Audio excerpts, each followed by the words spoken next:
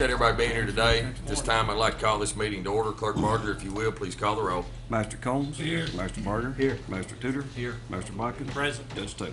Here. At this time, Magistrate Roger Barger is going to lead us in a word of prayer. Let us pray. Father, we thank you for this day and thank you for the opportunity for this court to be able to serve the people of our county. Father, we ask for your guidance and direction as we go through this meeting and the rest of the day. It's in Jesus' name that I pray. Amen. Amen. Sheriff, if you will. Please stand facing the flag. I pledge allegiance to the flag of the United States of America and to the republic for which it stands, one nation, under God, indivisible, with liberty and justice for all. Please be seated. Thank you, Sheriff.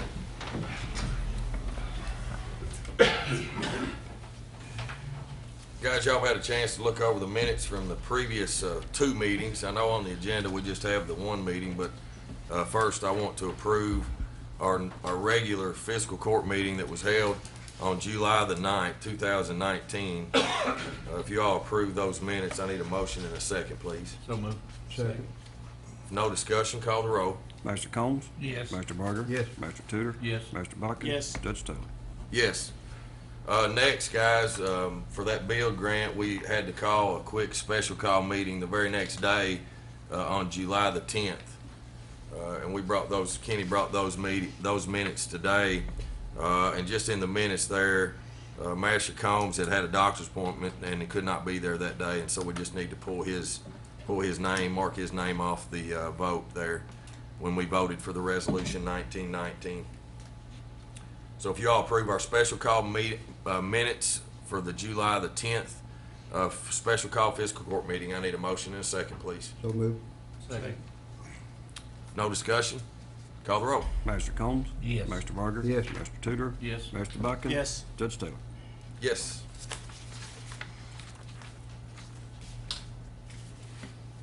Two more papers today. Next is the financial report. Guys, I'm going to give that today. Glenn is out of town today, so I'm going to go over the year end. So this will be for our last fiscal year, 2018-19, from July 1, 2018 through June 30th, 2019. Our general fund revenues were 109.7%. Our general fund expenditures were 76.9%. Our road fund was 90.6% on revenues. 93.1 in expenditures. Our jail was 101.3 in revenues, 93.4 in expenditures. Our LGA account is 139.2% and 16.6% in expenditures. CSEP is 8.5 in revenue, 9.7 in expenditures. E911 was 91.7% in revenues, 79% in expenditures, and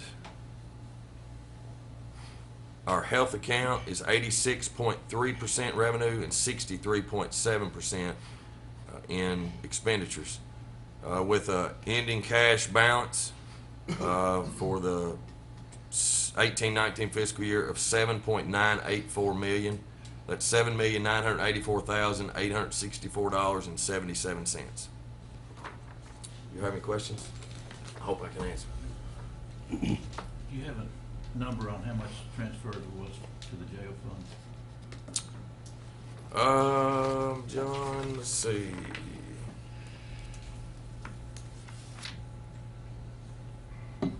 So we had put in the budget that year $2.175 million, and we had actually transferred $2 million.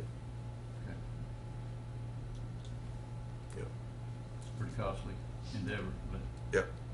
So we hit to 91.94% of that line item of what we had budgeted. Yep. thank you. Yep, sure. Any other questions? All right, seeing none. Next, I'm going to skip over executive session just for a minute and go ahead and do this proclamation. So, Phyllis, I don't know if you're going to come up and say anything or not, but at least whoever is, y'all can make your way on up while I read the proclamation.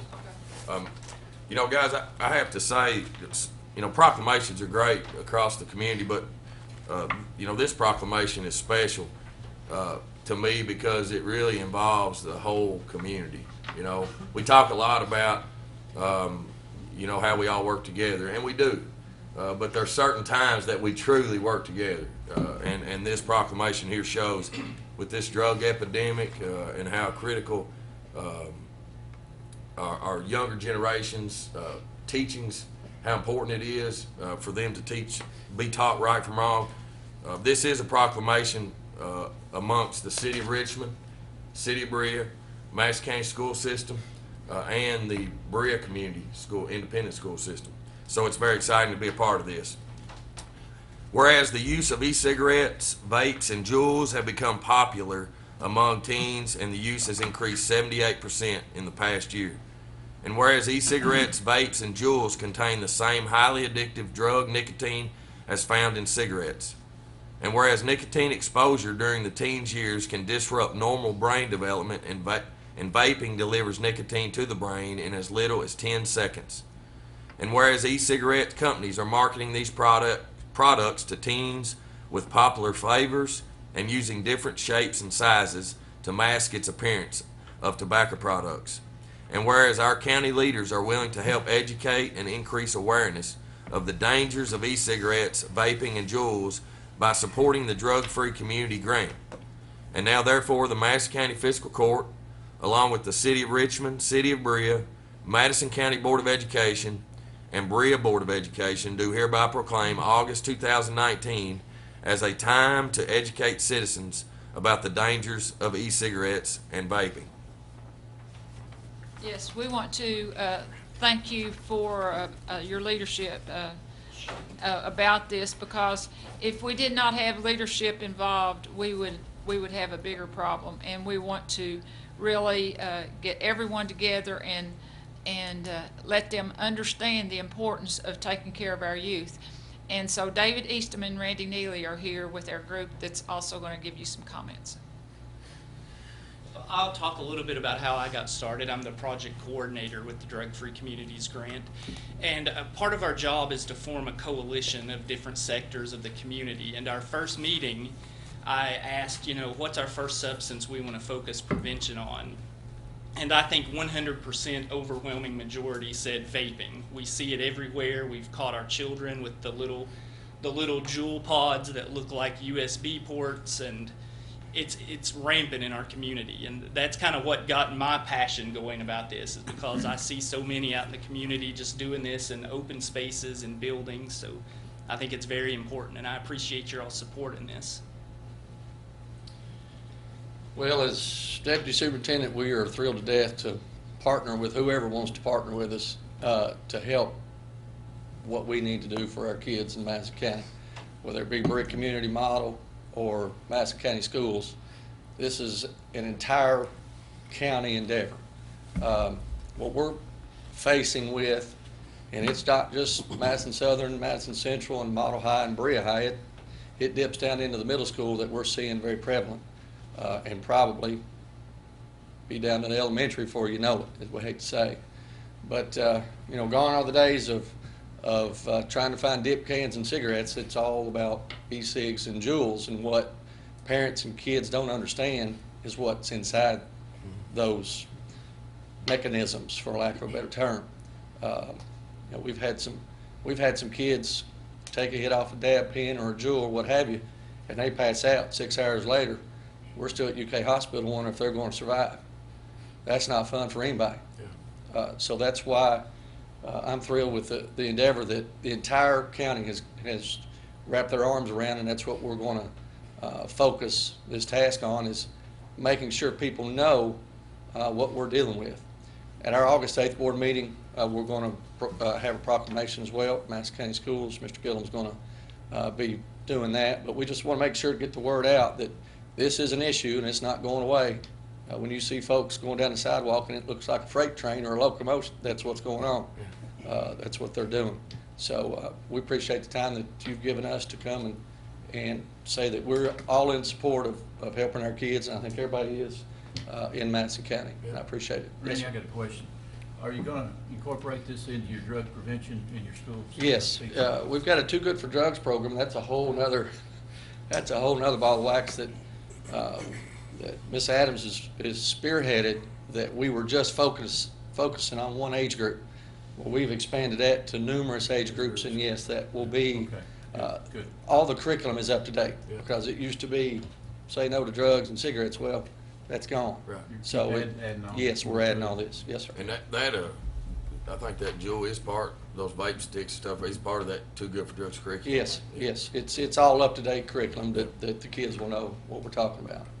We don't like to suspend, that's the last thing we want to do with kids, but we had to start that in the spring. Madison Central decided to, when they got new leadership, Mr. Fritz came on board and said if he sees anybody with one out or using, it's automatic 2-day suspension. And Mr. Gillum and myself got on board with that because there's got to be some type of punishment to get rid of it. So we had a lot at the front end, but at the tail end we saw a lot of improvements of people not bringing them to school. What about dipping? Do you all suspend them for that? We may have an after school or like a Saturday school, kind of what it was when we were in school, but we don't see that often. If they do, they hide it very well. We can't find it. But Which one's worse, dipping or vaping? vaping's much worse. I mean, if you ask the doctors or physicians, they'll tell you because it goes, directly in and has a whole lot more harmful effects than dipping. They're both bad. Thank you, guys. Any We other all questions? can't be perfect. That's right. And I'm one of them. Anything I else? appreciate what you're doing. Yes, sir. Thanks, guys. Appreciate I it. appreciate it. Thank you. Here's, this will pass around, maybe just to where it has everybody sign it, so, but y'all use that, whatever. I'll take it to the city. Yeah, nice. Bridge next Tuesday, Yes. and then the school boards. Thank you. Thank you. Thank you. Thanks, guys. All right, guys, we'll back up now and go to executive session. I need a motion and second to go into executive session over a personnel issue. So moved. Call the roll, please. Master Tudor? Yes. Master Bacon? Yes. Master Combs? Yes. Master Barger? Yes. Judge Taylor? Yes.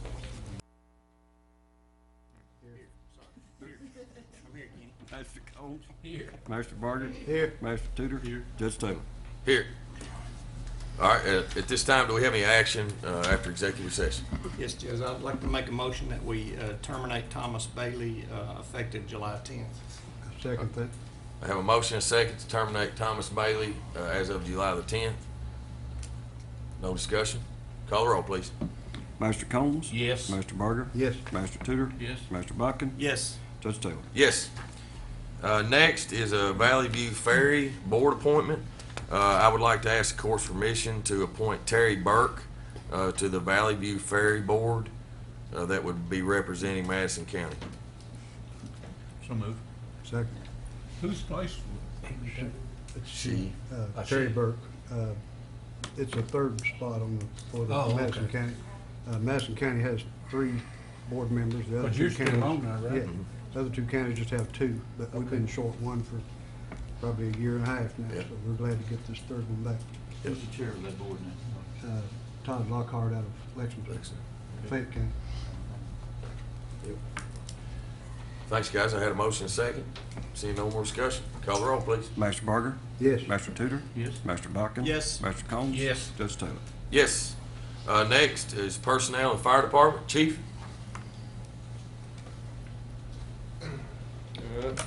On 7/8 of 19, with the interview committee of Lieutenant Joe Nobby, Lieutenant Stevie Brock, and Lieutenant Gregory Cox, we brought forth 2 people to bring before the court to hire. I'll go with the first one, is William Hoy.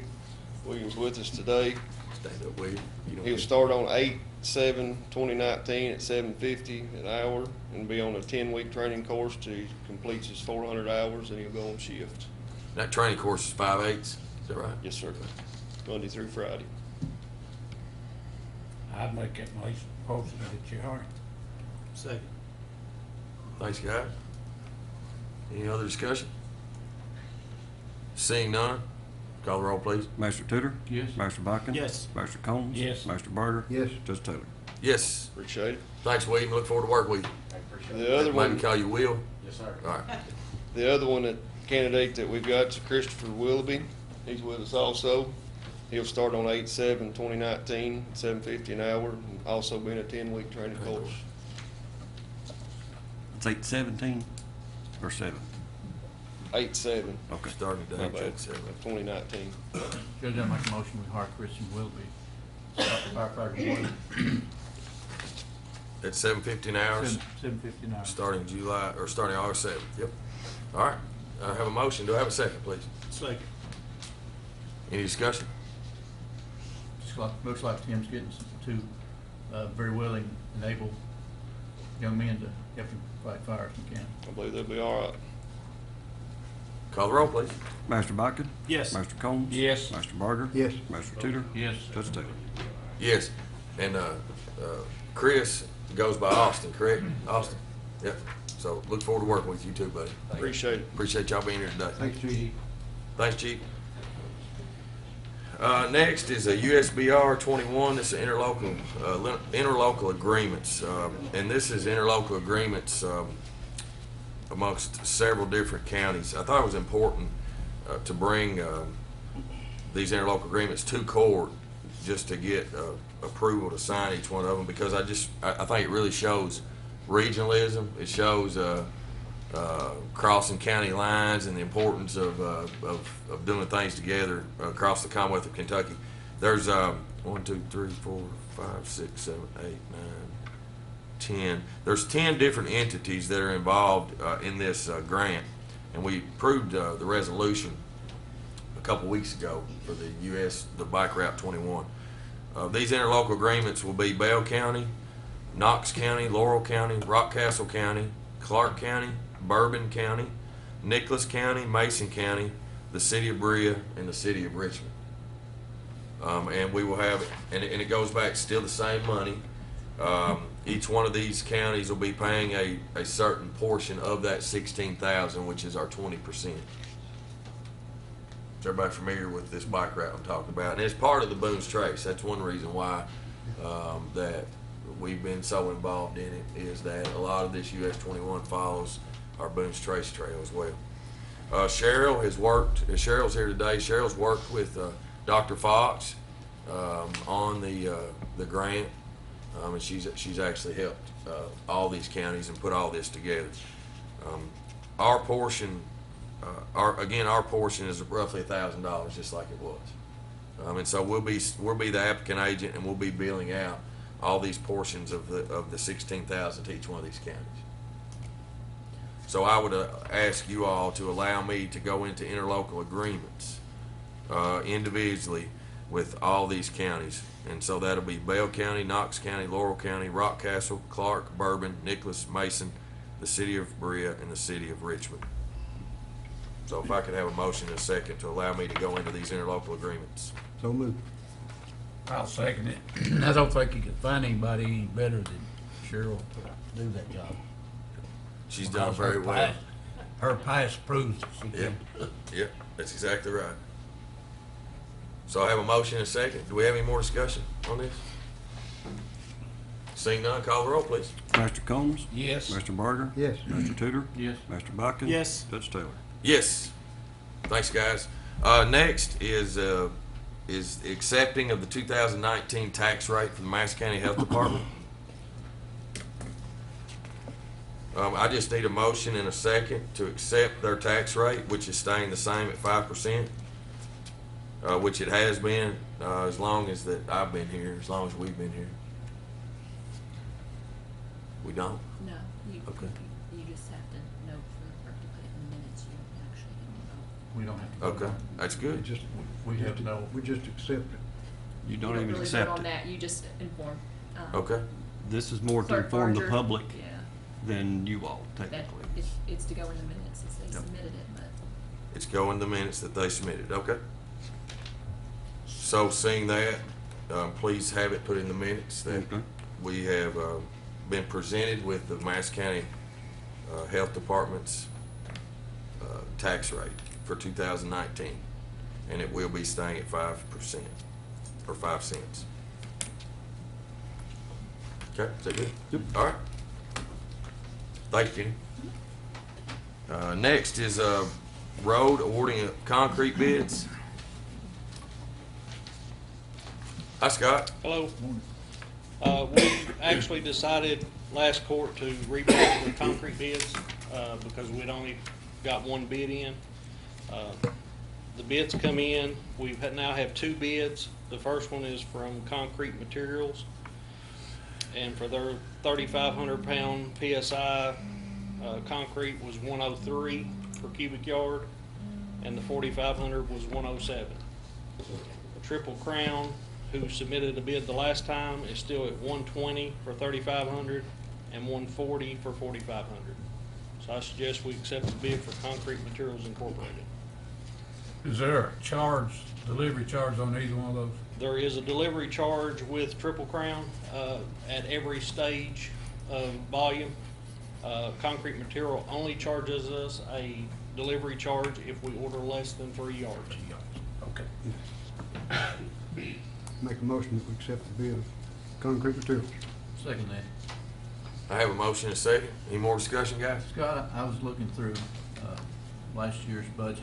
I think we only spent 23,000 on concrete last year. Is that correct? I think that's what we had budgeted. I don't think we spent near that much. I Okay. think we spent about half of that. That surprises me. I thought we'd spend. We don't use a lot of concrete Sure on don't. jobs.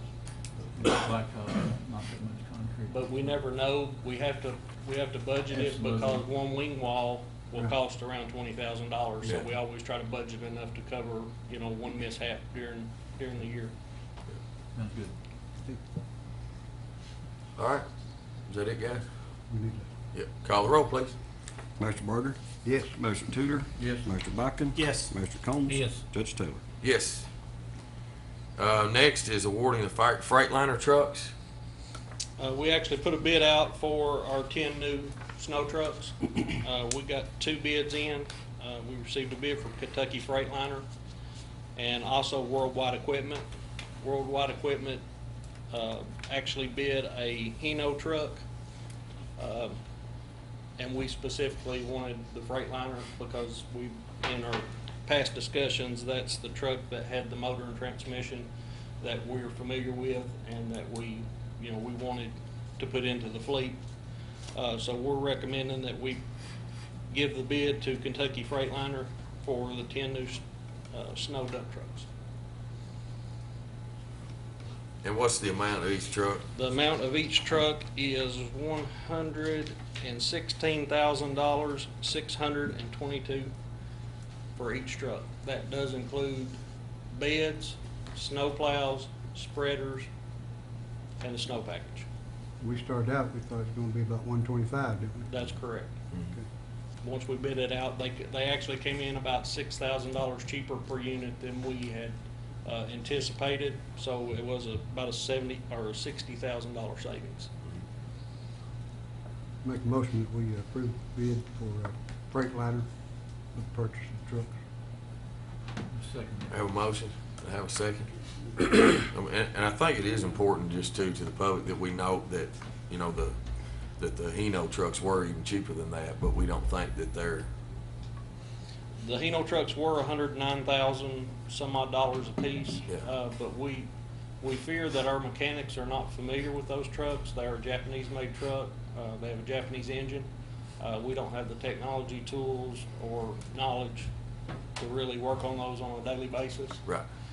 And Kentucky Freightliner has actually, within this bid, has offered to send training technicians to our local garage to train our employees on how to service these trucks and to go through the process of what they will need to be done to them to be maintained on a regular basis, so we don't have to travel to the dealership. And we spec'd a Freightliner truck too. We did.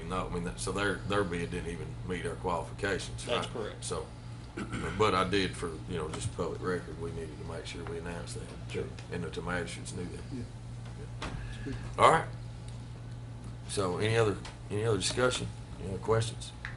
Seeing none, call the roll, please. Mr. Tudor? Yes. Mr. Botkin? Yes. Mr. Combs? Yes. Mr. Berger? Yes. Judge Taylor? Yes. Thank you. And guys, from this point, now that we've gotten this accepted, just for your all's knowledge in the future, we will be working on a bond to actually purchase these, this fleet, okay? All right.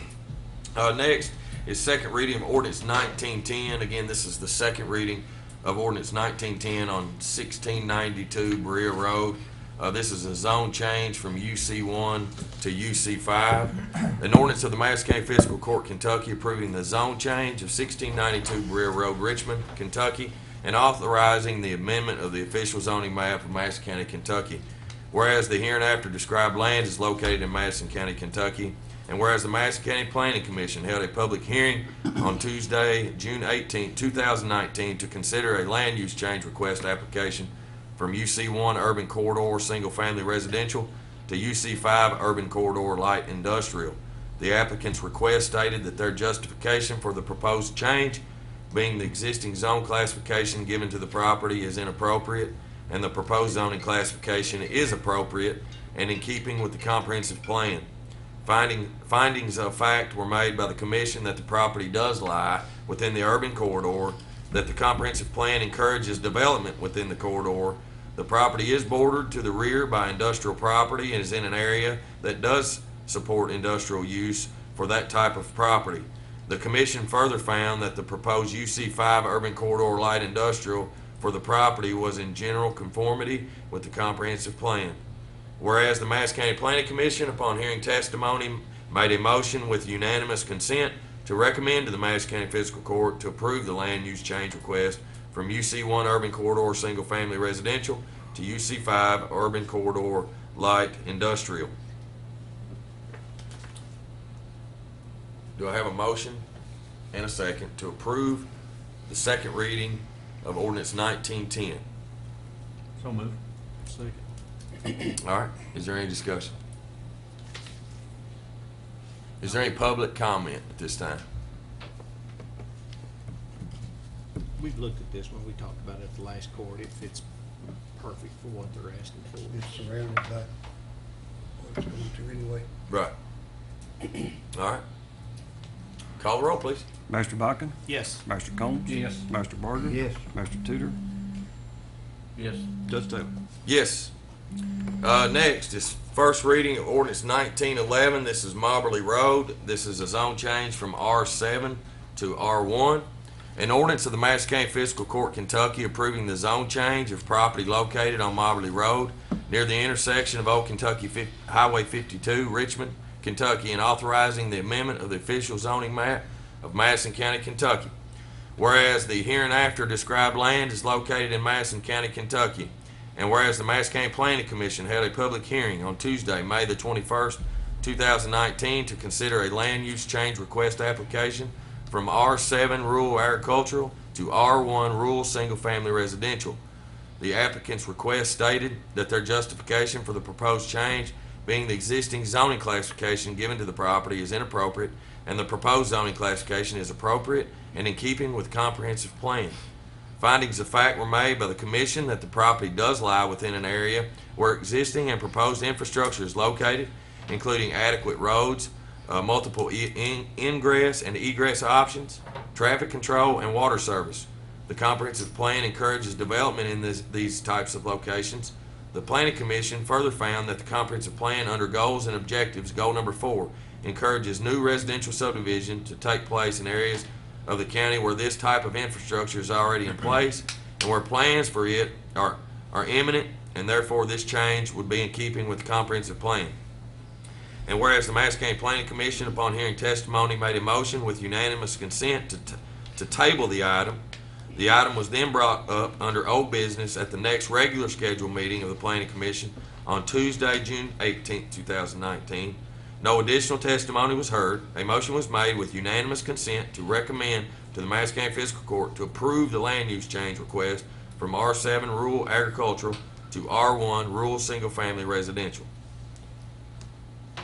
At this time, do I have a motion to approve the first reading of ordinance 1911, zone change on Moberly Road for from R7 to R1? I have a question. Let's have a motion and a second first. Okay, go ahead. Based on the recommendation from the planning zoning, I'll make that motion, Judge. So I have a motion. Yes, sir. I have a second. All right. Now we'll have discussion. Larry? How many acres was this I involved? think it's about 80. 80. Has there been any study at all about the runoff of water? Not for the purpose of a zone change, no. Will that be done before? If the zone change is Approved. approved, that would be done at the site development plan. They would be Okay. required to submit drainage calculations, runoff, detention and retention calculations. All that's in keeping with the subdivision regulations. Okay. And is, Go ahead. no, go ahead, Larry. That would be approached before it's approved. Before it was approved. So they would Thank bring you. that to the planning commission and to the development review team. They'd review it, and before they approved any work to be started out there, they would have to approve that plan. Oh, and when they do that, that study, is it like a hydraulic study of the sort of that whole watershed? There's calculations in the regs that they have to comply with. An engineer has to do them and submit them. We have the option of having an independent engineer review them under the regs at the property owner's expense if we feel that's necessary. But it's of the whole watershed, not just that 80 acres. Do you know that? I don't know that. Okay. Judge, I got a statement I'd like to read. Sure, yeah, absolutely, go ahead. Although this is within the comprehensive plan with other developments in the area, the only finding of fact is that there are similar resident developments already in the immediate nearby surrounding areas. I have the following concerns. Several nearby residents were in opposition of planning and zoning meeting. Number two, excessive traffic flow at the light at Kentucky 52 will only add to congestion down there. There's also some concerns about the noise and the dust from the Madison County Fair being a nuisance to the new development. The groundwater in excess is an issue with Shady Oaks and Rose Trace having problems with standing water under their homes already. The drainage is an issue with a lot of this drainage water being diverted toward Estonia Estates, which already has flooding problems. I get calls every time we have a big rain about Estonia Estates. That subdivision should have never been developed where it is, and so I don't want to make a double mistake here. So I want some issues resolved. Dove Landing is a new development on like property with a retention pond, and the retention pond is not operating properly. There is problems with the drainage running into the doctor's office down below, and that's something that'll have to be corrected. I would like to see a site development plan really before making a final decision on this. I'm for development, but let's do it in a reasonable and respectful manner. So my only response to that, Master Tutor, would be that those people did speak at the planning commission hearing. They did take all that under advisement. A lot of those issues will be addressed at the site development plan stage. I think that's one of the reasons they tabled it at the original public hearing, because the planning commissioners wanted some more time to go out and research the ingress and the egress, the routes into the subdivision and the routes away from it. They wanted more time to look at it. I think they did that. They came back, and that's when they made their motion. But some of those things, like I say, are not pertinent to the zone change. They're more for the site development when they actually do the development. I feel like this is kind of set up backwards, Bert. We should have a site development plan before we make a decision on whether to change the zone on it or not. Well, that was my, I would agree with that too. Yeah, you're putting a lot of extra expense on the potential developer, because you're making him go out and do a lot of survey and engineering work without knowing whether he's going to get the benefit of the zone change or not. Well, we're paying on the far end every time a flood comes and washes a road out or a bridge out, or, you know, we're paying on the other end, we're paying dearly. So if we don't get it right to start with, we're going, And I think a lot the public's gonna pay the price. For example, Estonia Estates that you were talking about, all that was done prior to Madison County having any planning and zoning regulations. I don't know that we're having any of the problems that you're talking about on any of our newer developments. We try to keep those regulations updated. If we see a problem with a road bond or something like that, we're trying to address it as we go forward. But I think all of our newer developments are in pretty good shape. one thing too about a zone change though is that you can change a zone today and not do anything with it for 20 years. That's I mean, I think back, this is before my time, Roger, you and Larry might remember a little bit of this, back when really we got into the comprehensive plan, I guess maybe early 2000s. We as a county, I'll say, I don't know if it's planning commission or the fiscal court, but you know, they changed a lot of zonings, like out on Boonesboro. You know, the Bennett's, the Bennett's did a lot of zone changes out there on their 1,500 acres or whatever they had out there. A lot of that property's already been zoned. All down Boonesboro Road, you know, a lot of that was changed to, you know, interstate commercial, really without a request of the landowner, right? The county comprehensive plan was following that comprehensive plan, and that's kind of the roadmap for the future. Right. I 100% agree. I mean, we've had probably more discussions over flooding issues and rocks in the creek and stuff since I've been here than most. That's been seemed like one of the biggest topics. But again, if it's engineered correctly and that kind of stuff can fix an area. And then the other thing, you know, we talk about the Shady Oaks and the Roseline. Those areas aren't on sewer either, right? That's right. They're on septic. And so in an area where you have a higher water table or the ground's a little bit more moist, you know, when you do a septic system, that even throws more water to that ground, whereas sewer, you know, it actually doesn't throw as much of it back out into the ground. It's running actually to the sewer plant. So These retention ponds, they won't work, and I'm gonna tell you why they won't work. I've had this problem in Berea for 25 years. They put them in, then they're never maintained. There's no law says they have to be maintained, but we would have to put a bite in it. Yeah, so what we've done, and I don't know how long this part's been in effect, what we've done is the detention, retention ponds, the culverts, the head walls, catch basins, all that's now part of the right of way. Everybody thinks it's just the road and the sidewalks, but all that infrastructure, all that drainage is part of that right of way. So now once the county takes it in, that gives Willie and Scott the ability to go out and cut the weeds and replace the riprap and keep the catch basins cleaned out and control that, where maybe in the past, you know, if you had a detention pond that was on a private piece of property, they don't really have any right to be on that. No, So that's one thing that's changed that I think's probably helped a little bit with some of these new. Well, I mean, I had some there on Shoreline, and it's flat as it can be in there, Yeah. and it floods down, and they even took the pipes and everything out, pushed them in. Well, that's in the But city of they're Berea. on, Is that some well, of it is now, Yeah. but it wasn't at that time, it was in the But county. it was But, prior to us having Absolutely. regulation, yeah. yeah, Well, I'd just like to say, Judge, that, you know, my motion is based on the recommendation from the Planning and Zoning Committee. Now, we have the opportunity to go out and look for ourselves. Right. And see what it is. I have no idea what property's even mapped, but I'm gonna go look at it before it comes back up to us again.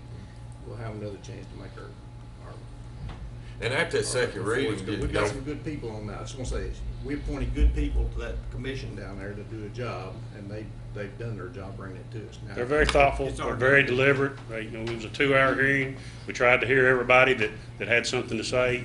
Like I said, sometimes, you know, we talk about no-brainers and they'll pass them like that. But if it's something that they want to really put their eyes on, go out and look at, investigate a little more, they'll table it, bring it back up, give them time so they're not making a spur-of-the-moment decision on it. So they do try to put some thought into How it. many looked at this property, Bert? Do you know if everybody did or not?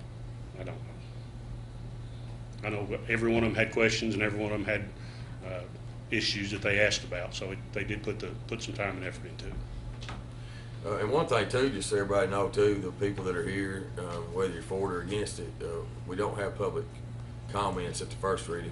We will have public comment for everybody at the second reading. And we will be advertising it. That's part of our rules of KRS, that we have to advertise for the second reading. And it does have to be advertised in the paper, so that it allows the public and everybody to know. So, all right. So we do have a motion and a second. Will we get to discuss this at the next meeting though? Yes, absolutely. And you ultimately at the second reading is, you know, you sort of get to hear that testimony, right? You get to hear from the group that is wanting to put it in, and then maybe you get to hear from the group as well, or you will get to hear from the applicant and their group attorney, that is maybe opposing it if there is. such. Yeah, I want to hear both sides of it, but I've got comments I need to make, but I can wait till the next time. Well, if you want to make comments, you're more welcome to. Well, Roger. this might be a little long because I should have wrote it down, but I didn't, but I've got it in my head. I lived about 2 or 3/10 of a mile from where this property is from the time I was 7 or 8 years old till I married and left home.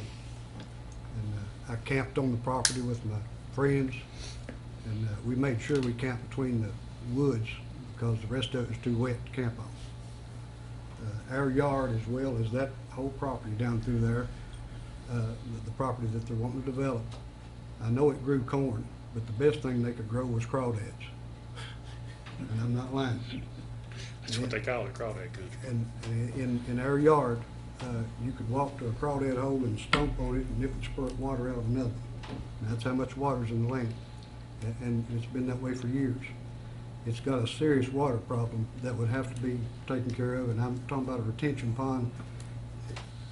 The only way I can tell you to do it is if it calls for a certain size retention pond, I'd like to see a 25% one bigger than that. You can't tell what's going to happen down the road. If you just fix it for today, you've not done anything.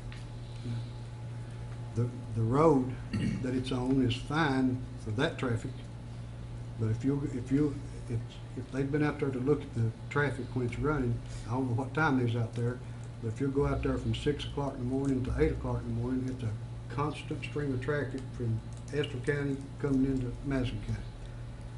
4 o'clock in the afternoon till 6 or 7 that night, it's the same way going back. These people is going to have to go to Mobley to where there's a red light, or they'll never get out into traffic. Now, I've been told that the state is planning on widening the rest of That is one of 52. those. It's in the 10-year proposal. Right. That is one of those projects. But yeah. we don't need more traffic on that road now until that's done. And I mean, I drove the paper van for my wife for about 6 or 8 months. And we fought it every day because we was going to Estill County and farther. I don't know, you know, I'm not against anybody developing, but and I think I mentioned it to the judge, I'm not a big believer in quarter-acre lots anywhere. Not because people can't get along, but you're just setting up for people to be too close. And I've made this remark when I see these houses so close. It's bad when you can't mow your yard without throwing grass on the other guy's house, you know. And that's what you're talking here. Especially with the land that we're talking about that won't absorb the water. You need more grassland to try to catch that water rather than running off of the gutters and into a spout. It's going to run off of that property, but them people won't have as much worry, even though it will stand there, they won't have as much worry as wherever it goes to. That's where the problem's going to be, is down the road for somebody else. We have that now in my own subdivision that I live in, Indigo Run. There was no retention pond regulations then. So all the water out of ours goes to the creek real quick, and it's tearing Tate's Creek all to pieces. That's where it ends up. But these things have to be addressed, and what I'm saying is when they come with these findings of facts, the findings of facts needs to be when they go out there at 6 o'clock in the morning and watch the traffic. Or the finding of facts is going out there and putting your feet on the ground and seeing how soft and squishy the ground is there, and it's been that way for years. You know, the other problem with that is when we put roads in, they're going to deteriorate faster unless the base is dug down. And I forgot about this. This is something that I just found out a day or two ago. I drove on the church lot that joins this property, and I guarantee you it's built up at least probably 3 or 4 foot higher than this property. You know why? Because they know how bad the water is. It's going to run off of them because they're higher. The other thing is the old railroad bed that runs behind the property. I don't know how many feet it is built up. Wonder why they built it up so high. They didn't want it flooded out. But these things can be handled, but it's going to cost to do it. But I'm looking at probably a ½ acre to a 1/3 acre lot, to where you'll have more grassland to catch some of the water more. But I mean, that's not the only requirement that I'd have, but that's part of it. Appreciate y'all taking the time to let me. So just quick to address some of your concerns, the smaller lots, If they request a smaller lot size, that increases the amount of green space that they have to have. Our regulations require when you have anything less than an acre, you've got to put green space in. Some of that green space can be used for your detention and your retention basins, not all of it, because they want some of it available for public areas, but a lot of that opens up more green space. How many houses, Bert, are we talking? I haven't seen numbers yet. The other thing I want to say is the number of lots that could potentially be developed here would require a turn lane.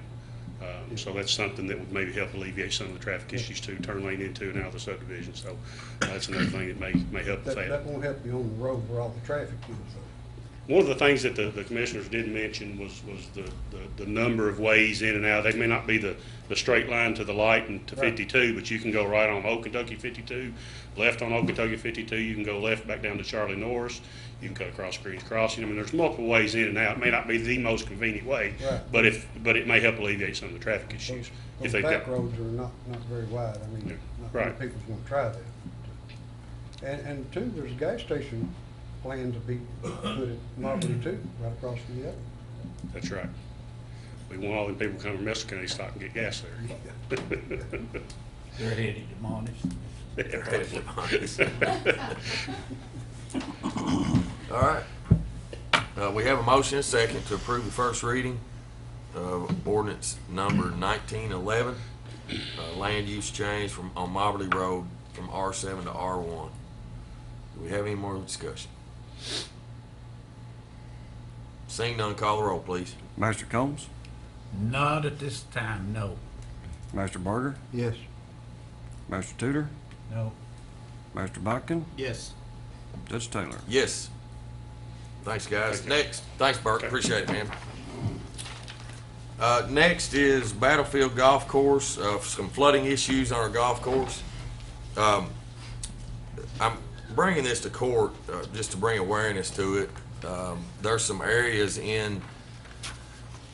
there's an area on number 11. Number 11, well, it's actually in between 11 and 12, I guess, that is, we're having some flooding issues. We have two culvert pipes that go from that area in between a couple of the houses, under the road, over to the upper pond. And some of this water over the last couple, I'd say last 6 months, has really been an issue. You know, some of it might have to do with how much rain we've had. But ultimately, what I'm asking the court for is to get a hydraulic study done of that watershed area and the stormwater drainage of that area. That whole watershed, I think, really goes all the way up to possibly even the road department out there. I'm not sure how far it goes north on 25, but it might go all the way to our road department. But all that funnels down on both sides of 25 and comes back under 25 on the golf course side and goes to our ponds. And so I think that it's really important that we look into this and get this fixed, not only for us on the golf course, but even for those residents that are right there. Tom and I met with Jeremy Jackson with the Jackson Group. He's helped us on a lot of some of our water issues around the county since we've been here. He is a local business and he is considered a professional service. His total estimated assessment is $12,500. Now that doesn't mean it's going to cost that, but it could, right?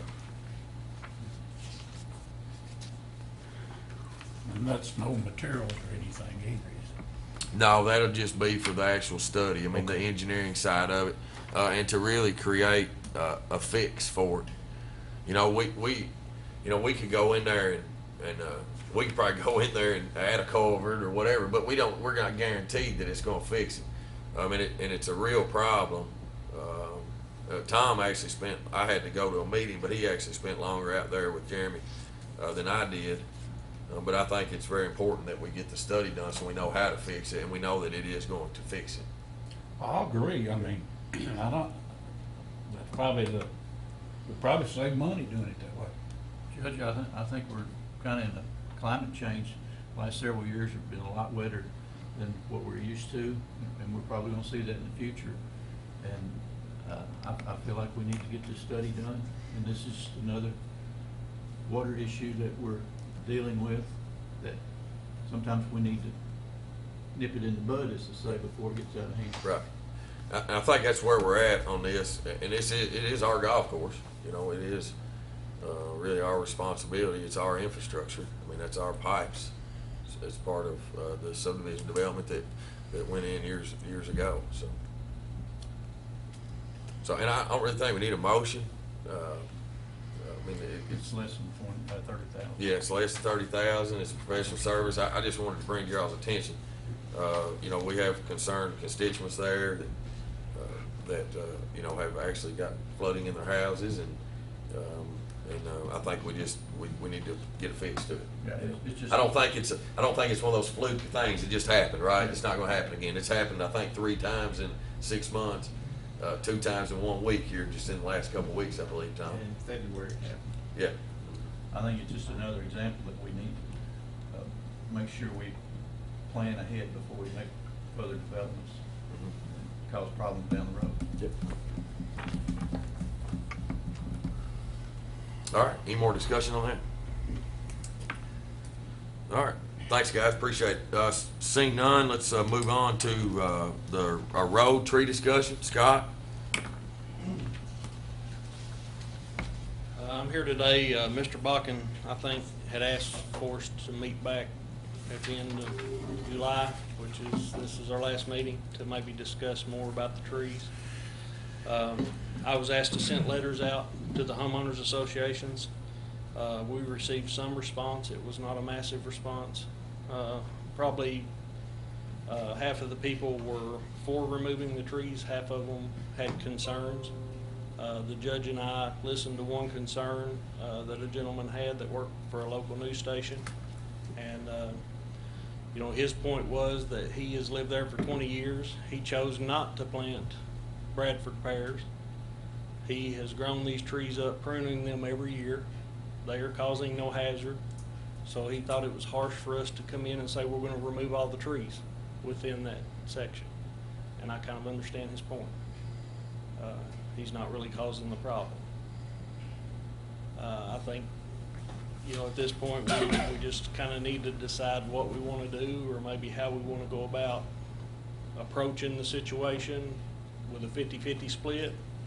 I've thought a lot about it since we've talked last. I think it would be a very big burden to put on the county for us to have to pay for all that removal. I've researched ordinances for Louisville, Fayette County, several cities, and in all their ordinances, the homeowners, landowners adjacent to these problem trees are responsible for moving those trees. I feel like maybe we need to work more towards that than us just accepting the burden of having to get rid of the problem trees. Scott, I think it's going to be hard to determine which trees that fall, which trees cause the problems, which is not. I can see the issue that, you know, I've got trees in my yard, they're beautiful, they're not obstructing the traffic, they're not bothering anybody. How you go in and say, well, let's take all the Bradford pears within so many feet of the road down?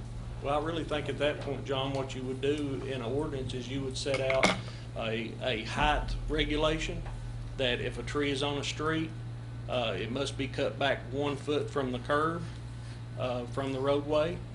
The branches must not be lower than 12 feet 6 inches. And I think with adjacent sidewalks, the one that have the sidewalks, I think you have to make an 8-foot minimum walk height underneath them. And I think the landowners are going to have to be responsible enough, if they want to keep their trees, to keep them trimmed to those numbers in order to keep their trees. And in the future, we're going to have regulations that says such trees will be set so far off the road that there won't be any problems. I think in this new, you know, if we discuss an ordinance, I think that we should have a buffer zone from the sidewalk, from our easement, like say a 10-foot distance away from the sidewalk, where this problem doesn't affect the sidewalk or the road. No. I'm not sure that that's an ordinance, and to answer your question first, what you were referring to, in the case of Battlefield, you don't have to go out there and guess which tree is being affected. All you gotta do is go out there and drive the road. When you can't get a pickup truck down there in some places without hitting the top of them, you got a problem with the trees, and you don't have to figure out which one. All you gotta do is stand there and look to see which ones it is. The ordinance issue and what you were describing there and what you were describing there sounds more to me like that needs to be handled by planning and zoning than we need an ordinance on it. That, when they're doing the planning and zoning on it, that needs to be set up ahead of time for that type of issue. Well, I will say, so we have an ordinance already. It's part of our planning regs, and Bert, you can come up if you want, just to acknowledge this. It's not a specific ordinance, it's just a. But it's part of our planning part of our regs, subdivision regs. regulations that you don't plant trees in the right of way. Now, once the county adopts the right of way, it's up to the road department to maintain that right of way, and we're not going out cutting people's trees down, but it's one of those things like if you plant a tree underneath the power line, well, you know when that tree gets too tall, the ash plume's gonna come through there and they're gonna cut it down because there's an easement through there. And the same thing with the right of way. If they're not able to maintain the right of way, because the tree's in the way, then that tree needs to go. Now, how you enforce that, how you police that, and then who pays for it would be the only reason you would want an ordinance. Well, but a lot, so that, in my opinion, that ordinance for the subdivisions, or not an ordinance, but that reg, for the subdivision regs, that you don't plant trees in the right of way, I think it's fine. But then we have to police that as a government entity, either when that developer turns that subdivision over to us. You know, Willie has a checklist that he goes over, like for pipes and head walls and storm drain boxes and making sure the final coat of blacktop's on. Well, in the past, I don't think that there's ever been trees between the sidewalk and curb as part of that checklist, right? And so, you know, we've gone 20 plus years or 25 years with never fixing the issue, right? Never policing the issue, never. And so now by what action we decided to take a few meetings ago was to see if there was somewhat of a compromise. And I think that's where Scott's going with this, with the ordinance, looking at Fayette counties, looking at other counties' ordinances that they have on this issue, really allows us to sort of, into detail, figure out what that compromise is. Is it to cut it at 12'6"? Is it to allow trees that are there now to stay as long as they meet these specifications? Does it allow us, but in the future, no more trees be planted there? And it gives the road department that guideline on his checklist to make sure that in new developments, when our road department guys are going through subdivision, make sure no trees are implanted in between the sidewalk and the curb. You have trees, though, I mean, theoretically, somebody could plant a tree on the backside of the sidewalk on their property. If that tree grows 10 years from now, it's grown into the sidewalk too. And you need some means to be able to go in there and clean that out, because the sidewalk is part of the right of way. And one of the things that we, Scott sent me the Fayette County, or Fayette Urban County, Lexington, I'm not sure the government entity that's done it, I'm assuming it's Lexington City. But it puts the liability actually on that property owner. And if a tree's root system raises up the sidewalk of that public walk, you know, they send a letter to that property owner that they have to fix it. Am I correct, Scott? Yeah. And they give them so many days to fix it. And if they don't, then Fayette County, the government entity, Lexington, comes out and fixes it, right? And then they send them a bill, correct? Does that reg, Jenny, is that reg that's currently in our subdivision regs though, could they not still enforce that? If somebody's planted a tree there, they're violating that reg. Can they not then send them a letter if they damage the sidewalk or the tree's been planted there and it's causing them a problem, and enforce it under that existing reg? If it was the reg that was adopted at the time we adopted this, that we took over with the subdivision. If these subdivisions were prior to that. Some were. Now, that Battlefield, that's probably right on the line, but, My subdivision's got certain phases, it's got trees in between the curb and the sidewalk. Right. Some of them's all the way back in the yard. and a lot of times it's your older subdivisions that you're having a problem with, and you can't go back. Right. Every situation would be different. So you might as well get ready for that. Yeah. And that's, so would you all like for us to go back and, work on maybe a rough draft of an ordinance? I mean, are you all comfortable with, compromising? I I'm mean, okay with the ordinance, Judge. What I'm not okay with is we've got lots of ordinance on the books that we try to enforce, and when we've tried to enforce them, no, well, there's a grandfather clause on that. We can't do that because this come in after and they were here. Well, all right, okay, let's pick it. Let's pick it where we want to draw the line at. Yeah. We're not going to be able to go back and say, well, okay, this ordinance is in effect here for all these subdivisions that's 10 years old. That's not going to get it. We're not going to be able to do that. no, I think it's an we're gonna be ordinance, able to do I think it's an ordinance for everybody. Ordinance maintenance is fine, a maintenance ordinance, but we're not gonna, I don't think you're gonna be able to enforce that, to go back and say, well, your subdivision here is 30 years old, and when you planted that tree out there, I've got one of them that's about to get in the power line, we'll have to have the darn thing cut down. But I got enough common sense, I'm gonna have to go out and have it cut down. I don't think you're gonna be able to go back and say, well, you planted that 30 years ago, and you're gonna have to go back and cut that. I just don't believe we'll be able to. Or they bought the house and the tree was already planted, you know, I didn't plant it, it was there, you know, when I bought the house. You know, But I don't think our ordinance and what we've sort of discussed would be to actually make them cut it down. They would just have to trim it. They would have the option of trimming it, removing it. Right.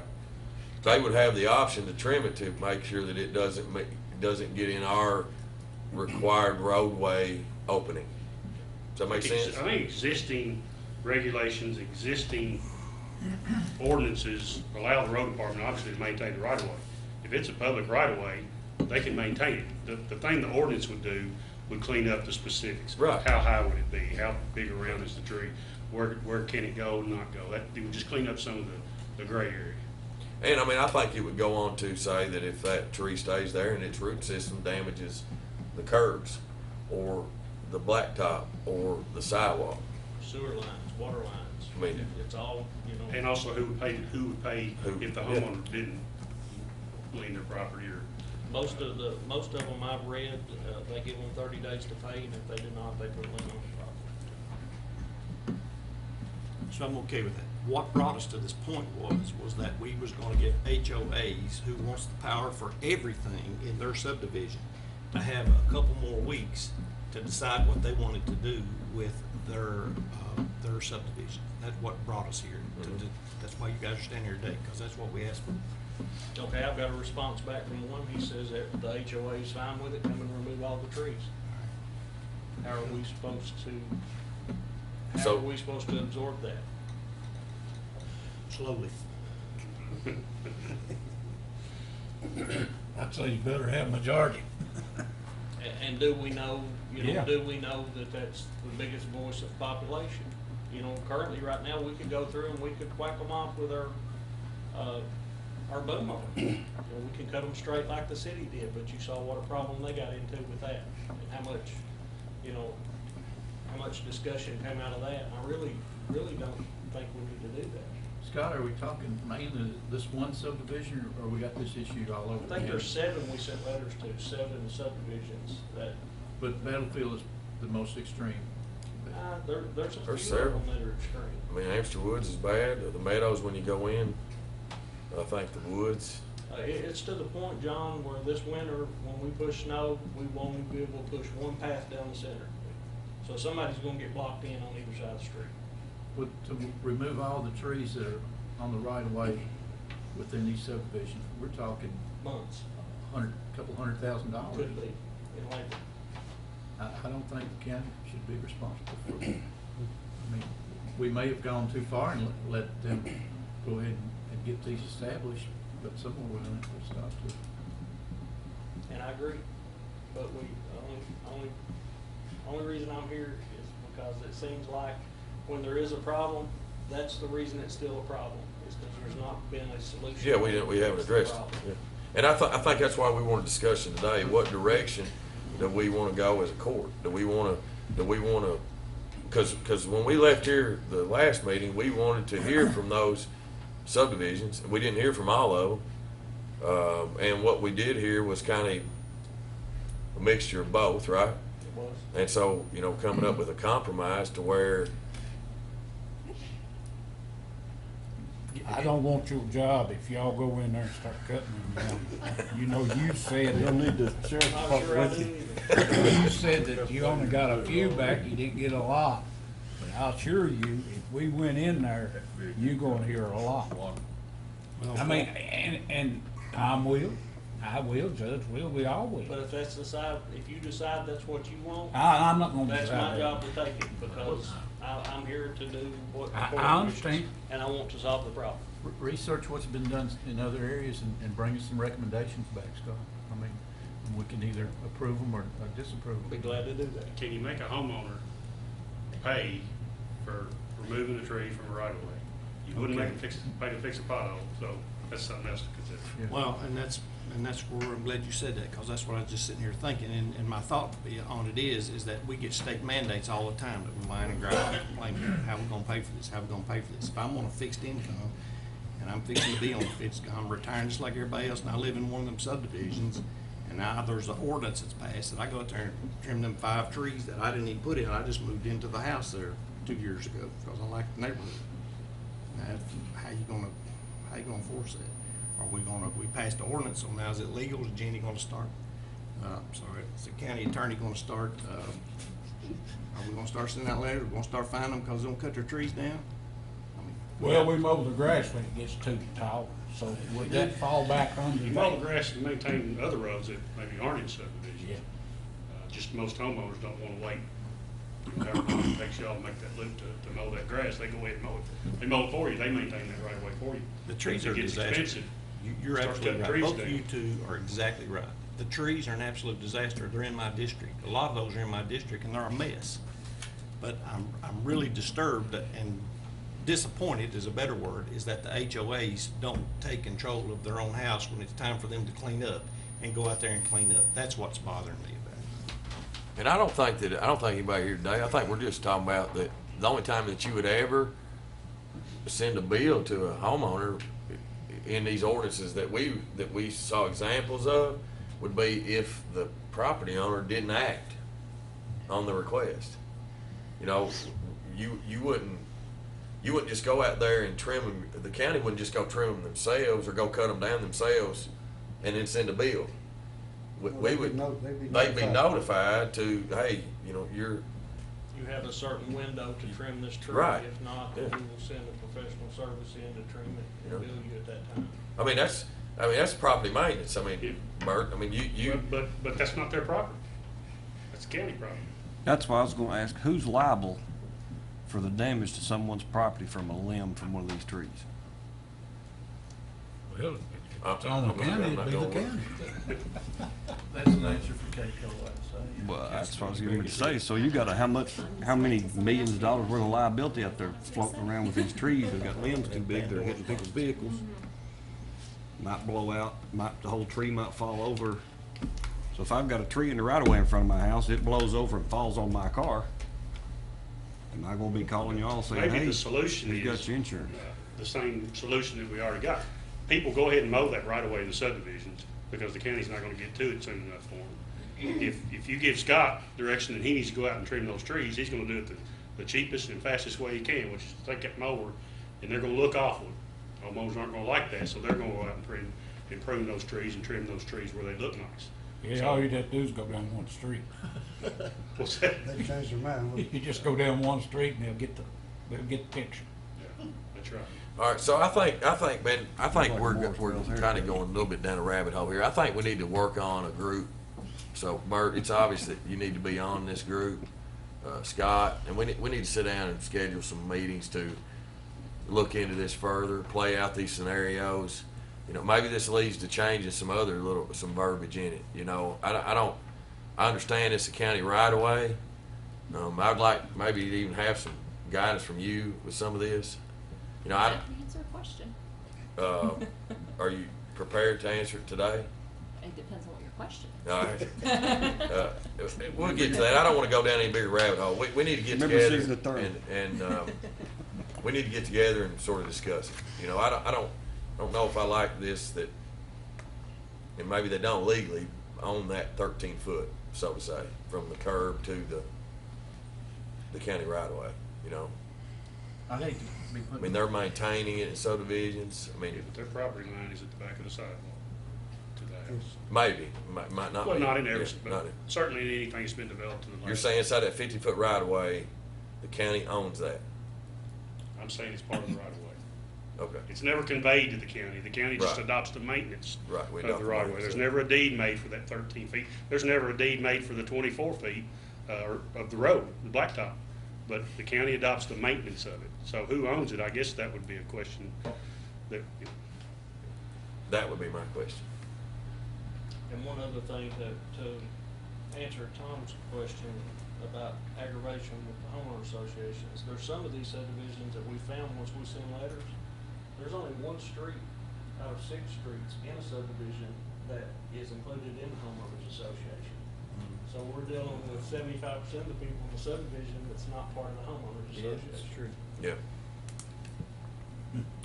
All right, so y'all good? We'll set that up. We'll get some guidance from Clear as mud. Jenny and Brooke, and maybe we'll bring something back, a proposal back to the fiscal court. Is everybody good with that?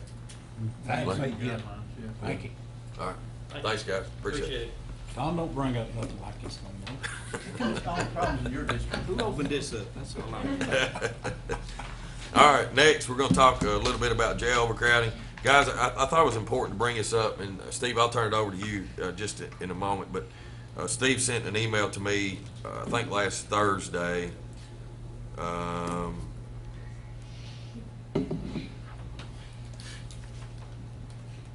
Yes, it was, last Thursday, that said that our inmate count was 450 in-house that morning. So last Thursday morning, we had 450 inmates in-house. We had 75 contracted out in other counties, and we had 28 on home incarceration. So that was 553 individuals that were under our umbrella, I'll say. We're responsible for We're those. responsible Yeah. for. And so it just, it made Steve, you know, a little nervous about our budgets and about the direction. And we thought it would be good to bring it to court today to have some discussion. Well, Judge, when we were in school, you got a text from the jailer and it's 500. Yeah. And that's been what, a month?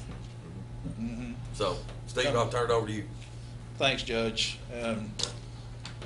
Just a numbers game, obviously, and I just want to update everybody on the numbers. They're increasing much more rapid than I expected. I apologize for my oversight in the budget request. I didn't expect the numbers to go up near as dramatically and so quickly. In the last 3 weeks, we've gone up over 75 inmates. I see it as the new normal. What do we attribute it to? I honestly can't tell you. We're getting, obviously, the drug problem in the county. Actually, our #1 incarceration topic is failure to appear. And generally, that comes from citations that are written by the police departments, and that citation ends up in a court appearance, and they simply don't go to court. And therefore, they get a warrant issued. We go pick them up, and law enforcement does, and they end up in jail anyway. So it's a vicious cycle that just keeps going and going and going. Long story short, our immediate plan is I'm having people actually now look at and give me estimates on enclosing some of our rec yards at the jail. That would increase our population by 30 to 40 inmates. I'm guessing that cost is somewhere in the $10,000 to $12,000 range just to put a roof on it. And right now, we will, of course, eventually have to put some kind of heat and air in those units. But for electrical and utility services, I think we could increase our jail count by 30 to 40 for probably $10,000 or $12,000. Another immediate fix is that simply to control the population, sending inmates out to other counties, and obviously that cost us money. We had been moving right along at 20, 30, 40 inmates out in other counties. Right now, I've got 75 out in other counties. Is it $31 a day? No, sir. It's up to the county, Larry, and that runs anywhere from 28 to 40. Fayette County is an exception. They're $75 a day. If we send anybody to Fayette County, which obviously I avoid that. We do occasionally send one or two, but I certainly don't put any great numbers over there. Generally speaking, it's about $30. I got a question. Yes. If we send a prisoner out, say to another county or whatever, are they covered? Do they fall under their obligation to see that they get the medical health? No, they're still our inmate. We still have to pay it, Yes. even though they're not housed here. Mm-mm. That's what I told you last night. No, we still own that inmate, and we're still responsible for them. All they're doing is housing. All they're doing is housing, yeah. If that inmate gets sick and they have to go spend, we're paying that overtime for that deputy too Yes. as well, right? Yeah. You know, securing Sometimes him or I her can, in the hospital. sometimes I can work out a deal with the jailer to put his staff on them, usually for the first day or two. But at some point, if it's long-term care, then I'm gonna have to send a deputy down to do that. Yeah. But more likely, they're billing you for that, their deputy's time staying there, right? Oh, yeah, absolutely. Yeah. Steve, Yeah. go ahead. In a temporary fix here, you're talking about enclosing some of the rec areas and making sale available for that area. Is that gonna cause more anxiety, the ones that aren't getting out and getting a little exercise in, or? It's gonna reduce the rec time, John.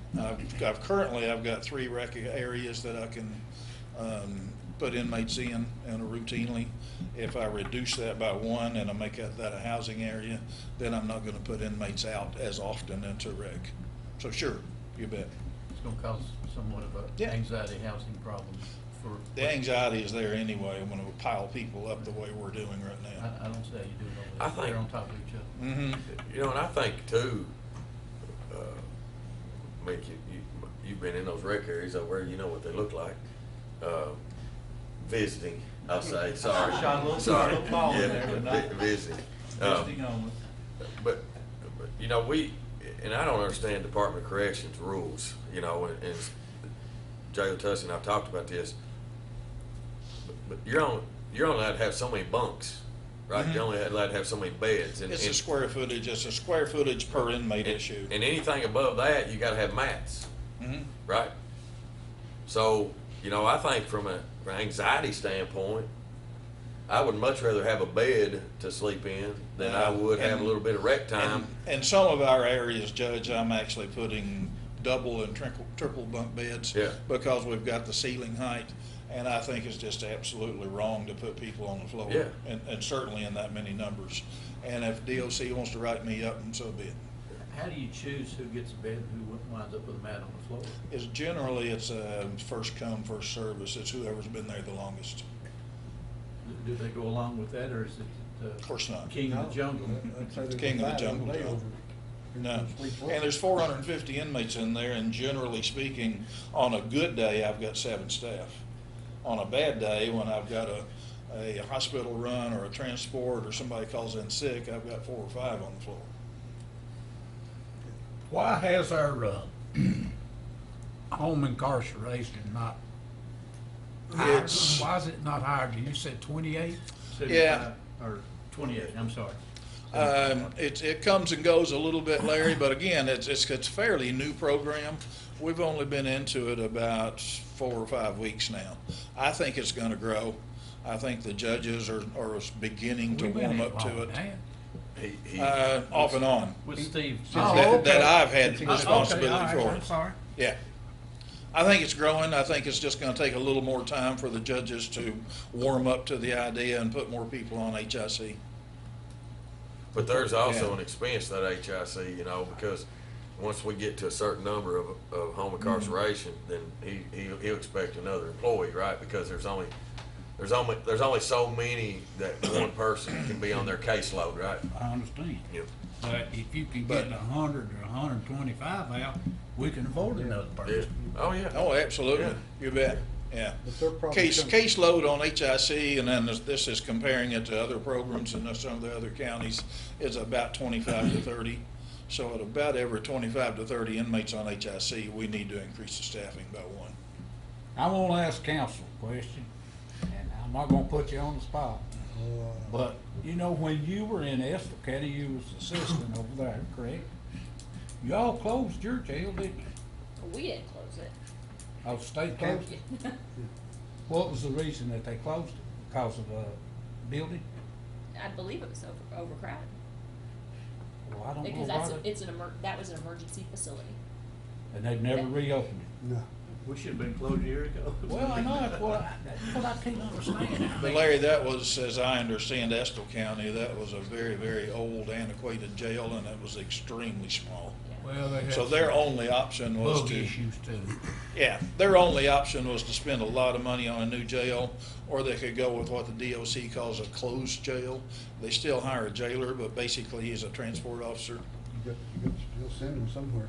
Well, Yeah. Madison County went through the same thing. You know, you're still paying for the same inmates, you're just paying for them in another county. There's no way we could ever afford anything like that, is there? It's an option, John, and it's something we probably ought to look at. You break, Gen- you generally- break it down for what we're spending on these inmates, and you'll Mhm. see it's a big option. It's. But you gotta transport. We still got to transport, we still have to staff, and we're still responsible for them. It, generally speaking, out in the other counties, it's gonna cost us about $1 million a hundred. So every 100 inmates we send out to other counties, and we're approaching that number now. For every 100 we're sending out, it's gonna cost us about $1 million. Per year. Mhm. See, the public don't realize that until they hear it, like here in court or whatever, if they're not listening. They can't figure out why we And- can't cut those trees or Yeah. or keep a recycling program going. It's simply because of what we're having to pay out somewhere else. But one of Yeah, our that's other the trouble. short-time goals, obviously, I don't think it's any secret that we need a new jail.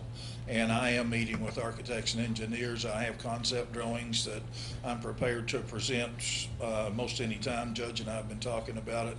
I think we'll present it to the fiscal court probably in the next few weeks, and maybe as some kind of a special session or work meeting or whatever, however you all choose for me to do that, I'm ready to present it to you. In the meantime, and obviously we know a new jail is, on a good day, is we're 2 to 3 years away from that. In the meantime, how do we control and manage the numbers? We're responsible for them. We cannot shut the jail down. We are going to accept them when they come into our Sally Port. So far, my only option has been as I book one in, I'm sending one out somewhere. I'm running out of that option because the other jails have the same problem we have. And I'm going farther and farther away to find bed space in the other counties. There's really not, like you're saying, 500 available beds within the very close No. vicinity. John, we got inmates in Fulton County. That's Mississippi River. Yeah. You're talking several $100 just transport down there. You're talking about a 4-hour trip just to go get an inmate for court. Or actually an 8-hour trip, it's 4 hours one way. Can I do the video? Well, and we just got that in circuit courts. We're working out the bugs of it now. We've had it in district court for some time, and the judges there use it somewhat. I think we could use it a lot more, and I'm really, really anxious to get it going into circuit court. And reduce our transport and reduce our exposure to the public. You know, we're carting on a circuit court day on a Thursday. We're escorting, and then with the sheriff's help, of course, we're escorting 115, 120 inmates a day across the road to courthouse. Yeah.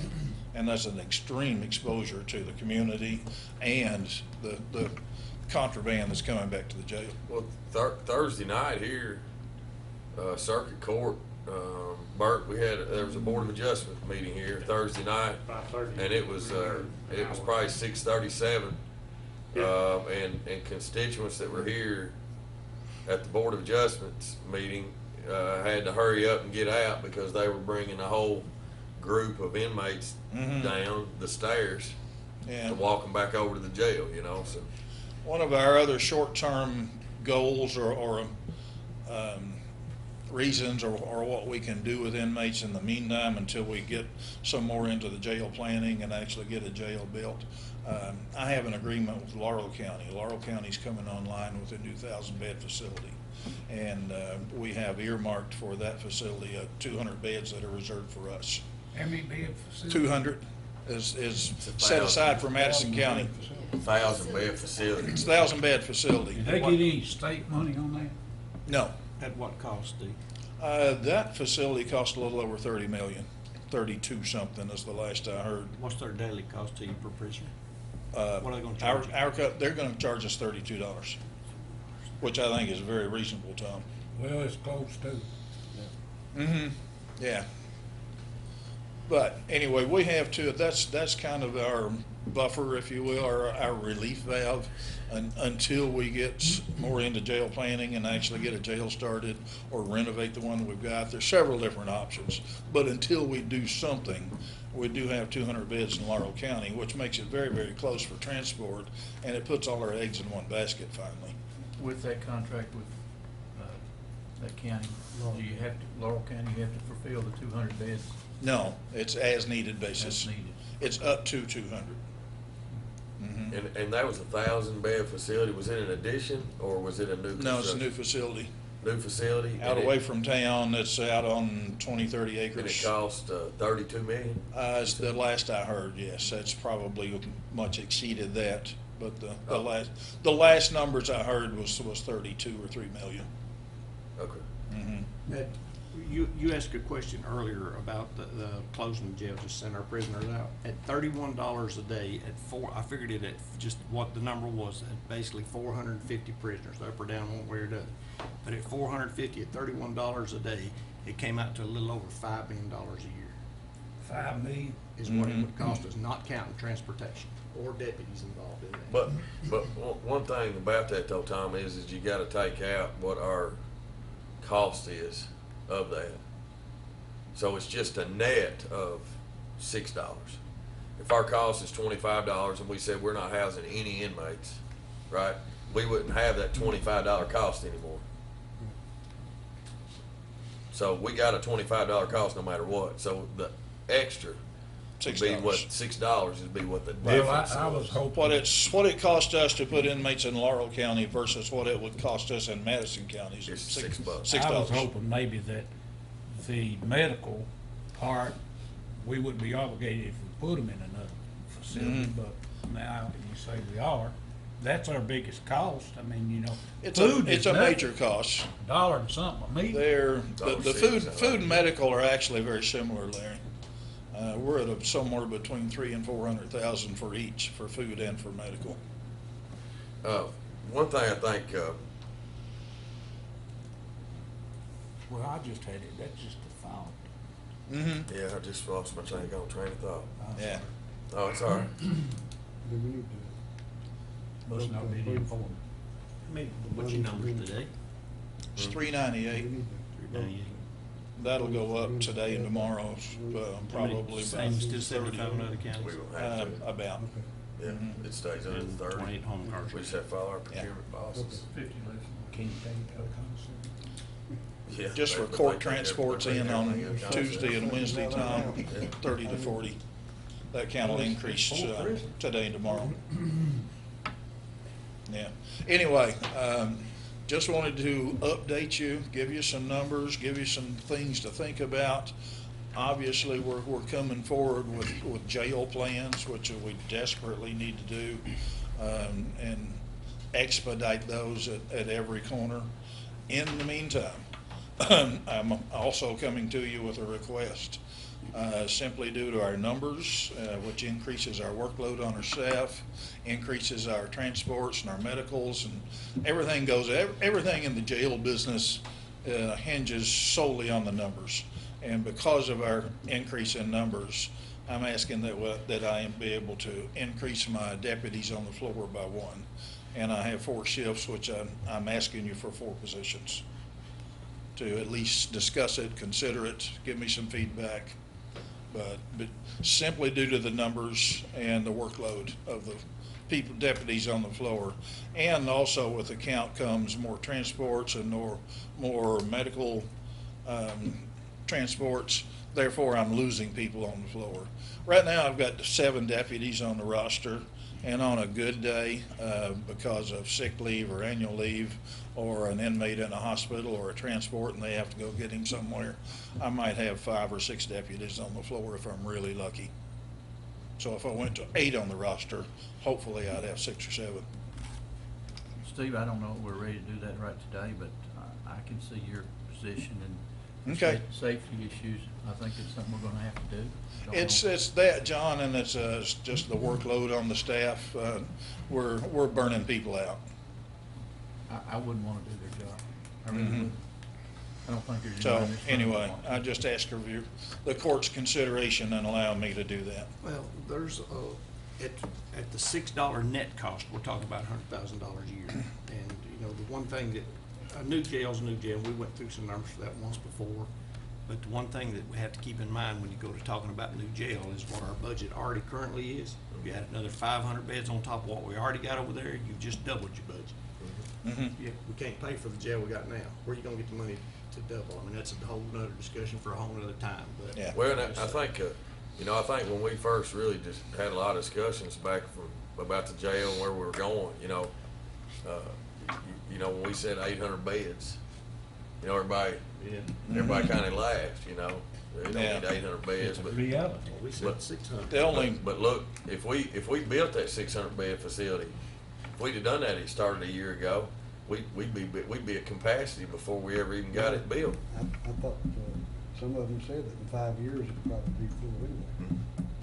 In 5 months, it'd be full. Tom, and our options of sending inmates out versus housing them at the county, and sure, it's a numbers game, it's gonna cost us about $1 million to 100, and should we do that versus building a new jail?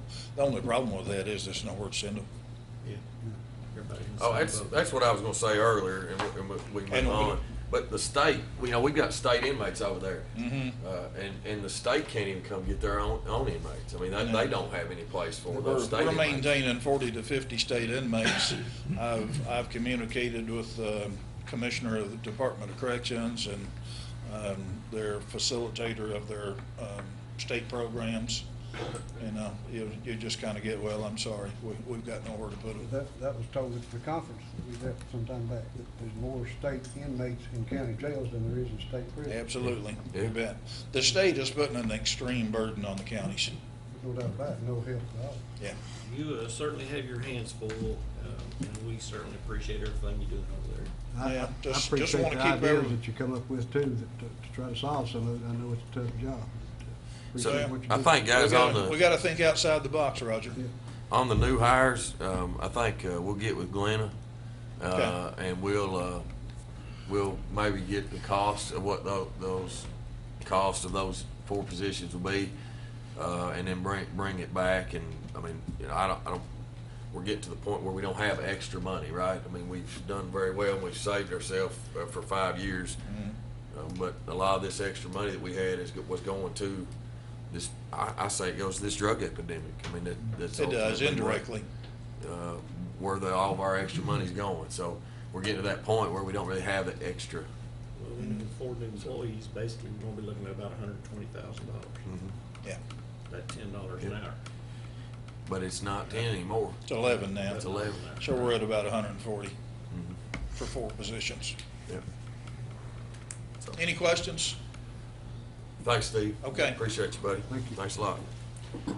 Next, the judge's report. Madison County Fair begins on Friday, July the 26th, and runs through August the 3rd at the fairgrounds on Irvin Road. Please see the Madison County Fair's website for a complete schedule.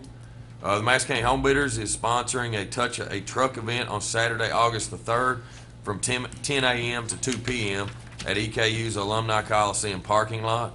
All proceeds will benefit Kentucky State Police's Trooper Island. The first day of school for 2019-2020 school year will be Wednesday, August 14th for the Madison County School System, Berea Community Schools, and Model Laboratory School. That's unusual that they're all 3 on the same day this year. The 2019 Kentucky River Sweep will be Saturday, August 17th at Fort Boonesboro State Park, beginning at 9 a.m. Please contact Madison County Solid Waste for more information. Scott, you're heading that up with Clark County, correct? That is a good event every year that we partner with Clark County and Madison County come together to really clean up the Kentucky River or along the Boonesboro State Park there. We do cook hamburgers and hot dogs after the event. I know Tom's come down several years. Last year we missed it because of high water. It flooded and we weren't able to have the event last year. So looking forward to that again on Saturday, August the 17th at 9 a.m. Now's the time to make your plans this year for Pops at the Park, which will be held on Saturday, August the 24th at Whitehall State Shrine. This year's theme is an evening of Motown. Contact the Richmond Chamber of Commerce for more information and tickets. And also in light of Pops in the Park event, just a reminder that our Whitehall Park will be closing at 12 noon on Saturday, August the 24th for that event. The park will reopen the next morning at 8 a.m. Sunday, August the 25th. Comments from magistrates. Tom? I only have two, Okay. Judge, and that's what I've received a lot of calls over in Battlefield, and I just want everybody to know over there that we're working on resolving that issue over there as quickly as we possibly can. I know what you're dealing with. The other night when we had the flood over on Monday or Tuesday, on Thursday night it was pouring again, and it all came down to about the same situation at 10:45. Before I went into work, I went over by there and looked around over in there, and it hadn't got up yet. However, 2 hours and a half later, at 12:30, it was up, and it was out of the creek, and it was flooded again. So we know what they're dealing with over. We want to try to resolve that issue as quickly as possible. The other is that I've received lots of calls here lately on Cal East and on Crooksville Road about the grass and the Johnson grass over there. I've called the state. I've left a word over there. I've left a message to them. I forwarded your messages over there, so they're well aware of that. I called over there today at the district office, and this morning on the way coming in, and they told me that the contract mowers had been mowing for a week. They said they should have the whole county mowed within 2 weeks, so we should see them next week. If you don't, please call. My number's 200-9765. Thanks, Tom. John? I don't have much, Judge. We're gonna run behind today, but I just want to reiterate what Tom said. The flooding issue is everywhere. It's all over the county, and I think it's just going to become a norm anymore with all the excess rain that we're having. We're just going to have to do our best to work through it. When we get calls, we'll try to get out and clean the roads and the ditches as soon as we can. I did drive down to the Peacock Bridge yesterday. It is under construction. The footers are poured. Hinkle Construction's working on that project. They should have it back up within a couple of weeks, no more, depending on the weather issues. I was down there yesterday, and it was drizzling rain. There was nobody working yesterday. I just want to invite everybody, all the young people, school kids, come out to the Madison County Fair. Some kids, this is the only time they get to experience the farm life.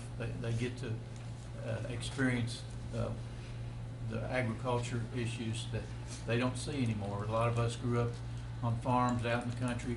A lot of the kids are in subdivision neighborhoods anymore. They do not get to see what actually agriculture is all about. And there's a lot of rides, a lot of games, a lot of events out there, truck pulls, all kinds of things going on. So if you can, bring your family out to the Madison County Fair, 26th through August the 3rd. Beauty pageants? Beauty pageants. You gonna enter? I'm not entering. You're not entering this year, okay. All One right. time I could, but I'm not this year. You're not this year, all right, good. Thanks, John. Roger? Short on time, I won't take up too much time, but looks like it's gonna be a fairly dry week, so maybe the road department can get some work done that they've been getting behind on. Not any fault of theirs, just the weather, you know. But we'll thank all the department heads and all the county workers. Appreciate what you do. Thanks, Roger. Larry? Judge, I don't have anything. I'll be short. I'm just glad to be here. Glad you're here, buddy. Comments from department, oh, no, Kenny, you got anything? Well, everything else. Jenny, you good? Steve's already gone. Sheriff? No, sir. Comments from department heads? Don't everybody get up at once. They've all talked already. Comments from the audience? Anybody? I need a motion to pay the claims and approve the transfers. So move. Second. Call the roll, please. Master Berger, Yes. Yes. Master Tudor, Yes. Master Bockton. Yes. Master Combs. Yes. Judge Taylor. Yes. Next meeting is August the 13th. That'll be Tuesday, August 13th, 2019, and that will be right back here at the Madison County Fiscal Courtroom in Richmond. Again, August 13th, 2019, here in Richmond. I need a motion and a second to adjourn. So moved. Second. Call the roll, please. Master Tudor? Yes. Master Bucking? Yes. Master Combs? Yes. Master Burger? Yes. Judge Taylor? Yes.